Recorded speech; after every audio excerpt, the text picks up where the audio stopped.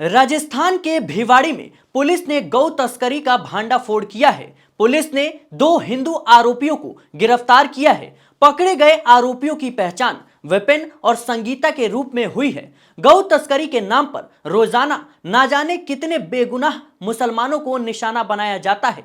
गौ रक्षा के नाम पर हिंदुत्ववादी संगठन के लोग कितने बेगुनाह मुसलमानों को पीट पीट कर मार देते हैं। लेकिन अब गौ तस्करी में 2 हिंदू विपिन और संगीता के नाम सामने आए हैं। अब ये लोग क्या कहेंगे, इस पर आगे विस्तार से बात करेंगे। लेकिन उससे पहले उत्तर प्रदेश के मुख्यमंत्री योगी आदित्यनाथ की बात कर लेते हैं। हाल ही में सीएम योगी आदित्यनाथ का एक बयान चर्चा में आया। लखीमपुर खीरी के मंच से उन्होंने कहा कि हमने इलाहाबाद का नाम बदलकर प्रयागराज किया, फैजाबाद का नाम बदलकर अयोध्या कर दिया और अब मुस्तफाबाद का नाम बदलकर कबीर धाम किया जाएगा। इससे पहले मुगल सराय रेलवे स्टेशन का नाम बदलकर पंडित दीनदयाल उपाध्याय कर दिया गया। झांसी रेलवे स्टेशन का नाम बदलकर वीरांगना लक्ष्मीबाई रेलवे स्टेशन रखा गया। मुगल सराय तहसील का नाम भी पंडित दीनदयाल उपाध्याय कर दिया गया था। मुख्यमंत्री योगी आदित्यनाथ ने कहा कि मैं जब यहां आया तो मैंने पूछा कि इस गांव का क्या नाम था, तो पता चला कि मुस्तफाबाद।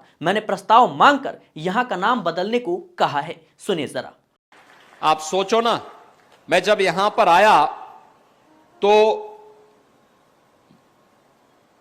मैंने इस गांव के बारे में पूछा, मुझे बताया गया गांव का नाम है मुस्तफाबाद। मैंने कहा कितनी मुस्लिम आबादी रहती है यहां पे? कहा एक भी नहीं, लेकिन नाम मुस्तफाबाद हो गया। हमने कहा भाई अब ये नाम बदलना चाहिए, मुस्तफाबाद ने कबीर धाम इसका नाम रख दो। हम प्रस्ताव मंगाएंगे, यहां से प्रस्ताव मंगा करके इस कार्यक्रम को आगे बढ़ा देंगे। बहनों और भाइयों, यही है आत्मीयता का भाव। उन लोगों ने अयोध्या को फैजाबाद किया था, प्रयागराज को इलाहाबाद किया था, कबीर धाम को मुस्तफाबाद किया था। और ये हमारी सरकार है, फैजाबाद को अयोध्या बना रही है, इलाहाबाद को प्रयागराज बना रही है और मुस्तफाबाद को फिर से कबीर धाम स्थल बना करके उस गौरव की पुनर्स्थापना के कार्यक्रम के साथ आपको जोड़ रही है। आप सोचो, आपकी पहचान को समाप्त कर दिया जाए, आपके सामने अस्तित्व का संकट खड़ा हो जाएगा। ये जो पहचान थी, यह भी अस्तित्व के से जूझते हुए समाज के लिए उसी प्रकार के षड्यंत्र का हिस्सा था।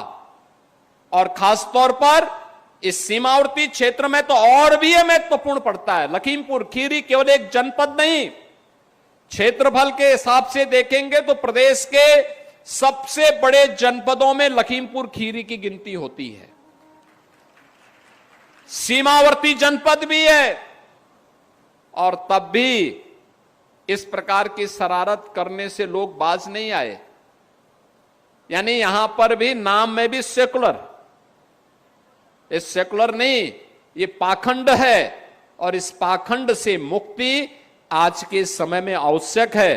अब वापस आते हैं राजस्थान की खबर पर। पुलिस ने विपिन और संगीता के कब्जे से 4 गौवंश और गौ तस्करी में इस्तेमाल किया गया लोडिंग टेम्पो जब्त किया है। दोनों आरोपियों को हिरासत में लेकर पूछताछ की जा रही है और आगे की कार्रवाई शुरू कर दी गई है। जानकारी के अनुसार यह कार्रवाई टपुकड़ा थाना पुलिस ने की।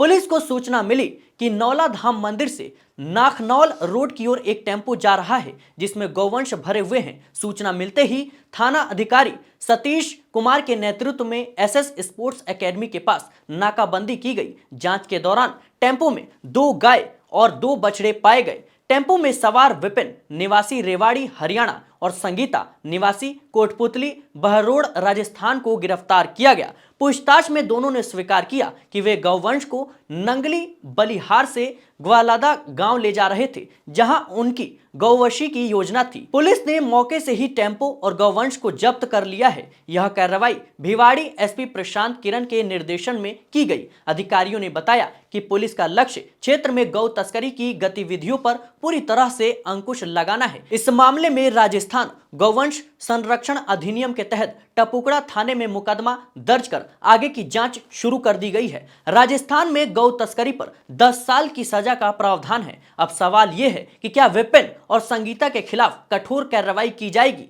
जहां एक तरफ गौ तस्करी के नाम पर मुसलमानों को टारगेट किया जाता है, वहीं यह खबर भी हमें सोचने पर मजबूर कर देती है। फिलहाल इस रिपोर्ट को लेकर आपकी क्या राय है, कमेंट बॉक्स में जरूर बताएं। देखते रहें मिल्लत टाइम्स।